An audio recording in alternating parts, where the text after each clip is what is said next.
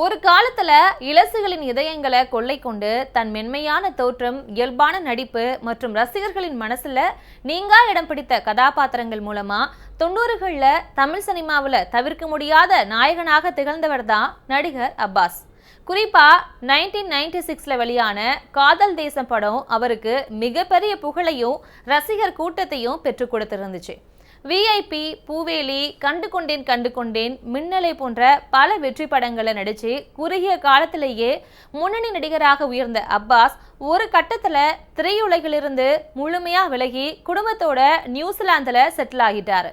இந்த நிலையில 10 வருடங்கள் இடைவெளிக்கு பிறகு மீண்டும் சினிமாவில் ரீஎன்ட்ரி கொடுக்க இருக்காராம் நடிகர் அப்பாஸ். அதன்படி மரியராஜா இளஞ்செழியன் இயக்கத்துல ஜிவி பிரகாஷ் கதாநாயகனாக நடிச்சிட்டு வரக்கூடிய படத்துல அப்பாஸ் முக்கிய கதாபாத்திரத்துல நடிக்க இருப்பதாகவும், இந்த படம் முழுமையான பொழுதுபோக்கு படமாக இருக்கும் எனவும் தகவல்கள் வெளியாகியிருப்பது ரசிகர்கள் மத்தியில உற்சாகத்தை ஏற்படுத்தி இருக்கு.